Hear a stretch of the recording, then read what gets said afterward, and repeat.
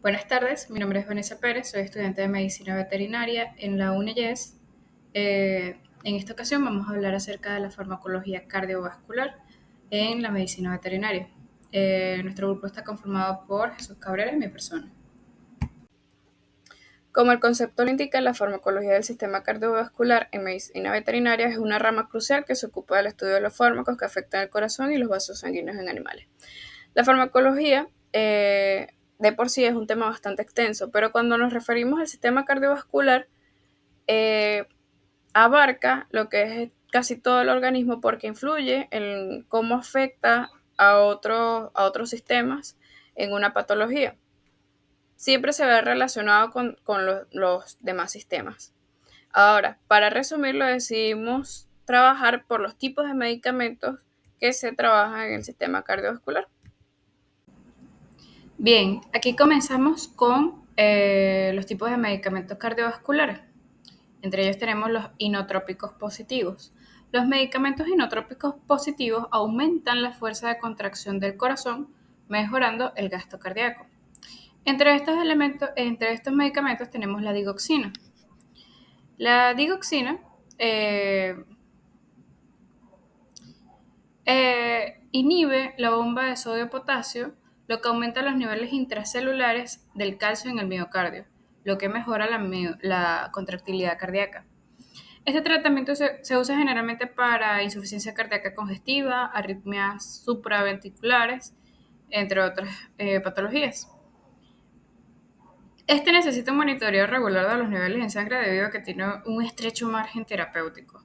Este puede causar toxicidad, especialmente en gatos. Por otro lado, tenemos el pimovedán, que sensibiliza las proteínas contráctiles del corazón al calcio y tiene efectos vasodilatadores, es decir, se abre un poquito más el vaso, lo que permite una mejor fluidez de la sangre.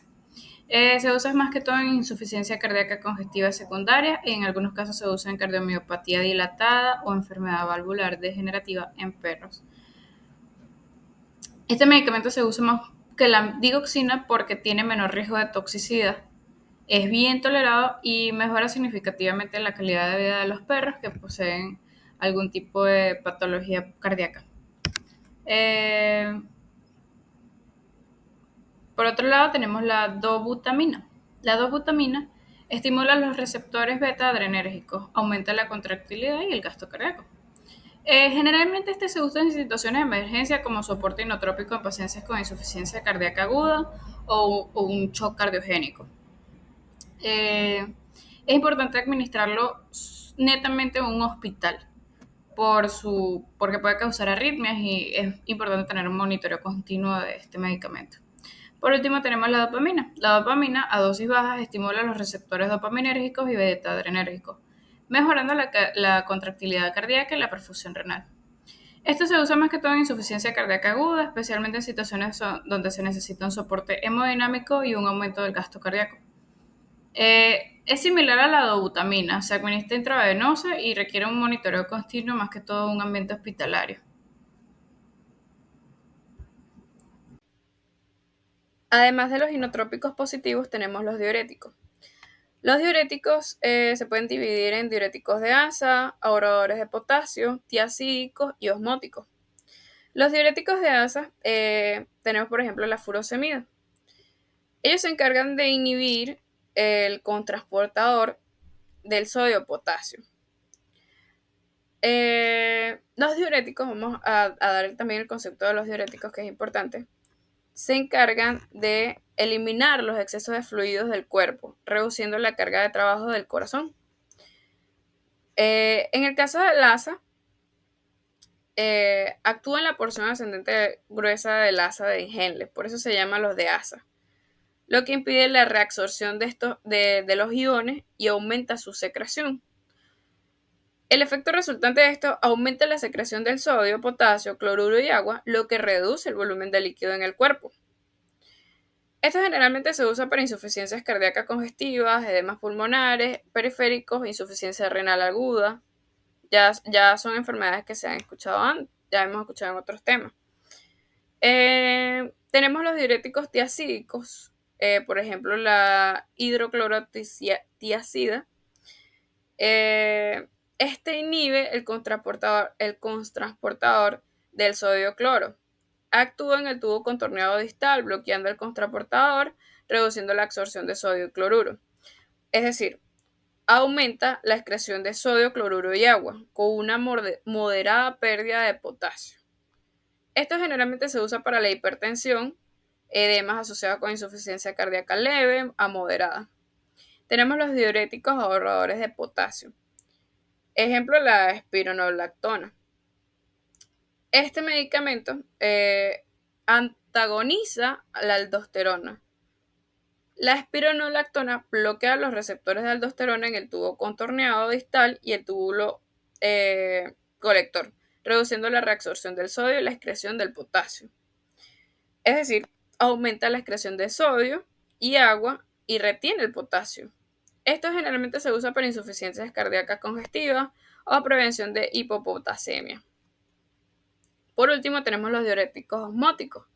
Los diuréticos osmóticos, como el manitol, aumentan la osmolaridad del filtrado glomerular.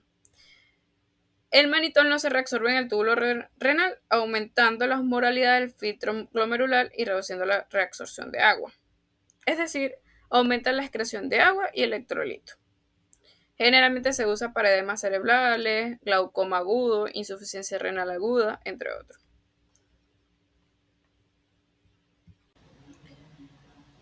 Otro tipo de medicamentos que se usan mucho son los vasodilatadores. Los vasodilatadores son medicamentos que expanden los vasos sanguíneos, reduciendo la resistencia vascular y la carga sobre el corazón. Entre los vasodilatadores tenemos los inhibidores de la enzima convertidora de angiotensina. Entre ellos tenemos el enalapril y el benacepril. Estos inhiben la conversión de angiotensina 1 en angiotensina 2, reduciendo la vasoconstricción y la retención de sodio. Generalmente se usan en insuficiencias cardíacas congestivas, hipertensión, enfermedad renal crónica, entre otras. Es importante tener un constante monitoreo de la función renal y los niveles de potasio. Por otro lado, tenemos los bloqueadores de canales de calcio. Por ejemplo, la amlodipina. La amlodipina inhibe la entrada de calcio en las células del músculo liso vascular, lo que causa una relajación y vasodilatación. Generalmente se usa en hipertensión, especialmente en gatos. Es importante el monitoreo de la presión arterial en estos casos. Tenemos los nitratos como la nitroglicerina. Este libera óxido nítrico, lo que provoca una relajación en el músculo liso vascular. Se usa generalmente por insuficiencia cardíaca aguda, angina de pecho, entre otras enfermedades. Es importante su administración tópica o sublingual para tener un cuidado con la hipotensión. Por último, tenemos la hidralacina. La hidralacina relaja el músculo liso arteriolar, reduciendo la resistencia periférica. Se usa más que todo en hipertensión severa, insuficiencias cardíacas congestivas. Es importante el monitoreo de la presión arterial y la frecuencia cardíaca. Jesús Cabrera, estudiante de medicina veterinaria, UNIES MIPI. A continuación le voy a seguir un poco de lo que son los fármacos a nivel del sistema cardiovascular. En este caso nos encontramos con lo que es el antiarrítmicos.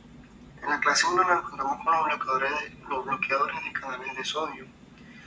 En la clase 1A son moderados. Un ejemplo sería la quinitina. Su uso sería la fibrilación atrial en caballos.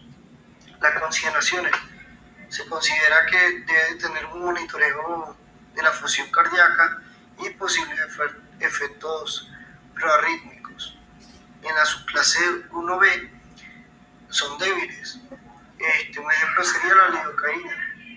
La lidocaína es un bloqueador de canales de sodio utilizado en arritmias ventriculares. Un ejemplo, su uso sería en las arritmias ventriculares agudas, puede ser en perros. Sus consideraciones: administrar por vía intravenosa, monitoreo cercano en emergencia. En la subclase 1C son fuertes. Ejemplo, la flecainida. Su uso sería arritmia arritmias ventriculares graves. Consideraciones: uso limitado en veterinaria debido al riesgo en efectos prearrítmicos. Los arrítmicos se utilizan para corregir ritmos cardíacos anormales. Pueden ser altos o bajos. En dos nos encontramos con los betabloqueadores. Un ejemplo sería la atenolol o propanol. Su uso sería taquiarritmias supraventriculares y ventriculares. Consideraciones: un monitoreo de la frecuencia cardíaca y la presión arterial. Precaución en animales con insuficiencia cardíaca. En su clase 3, bloqueadores de canales de potasio. Un ejemplo, sotalol y amiodarona. Un uso de ellos sería las arritmias ventriculares y supraventriculares.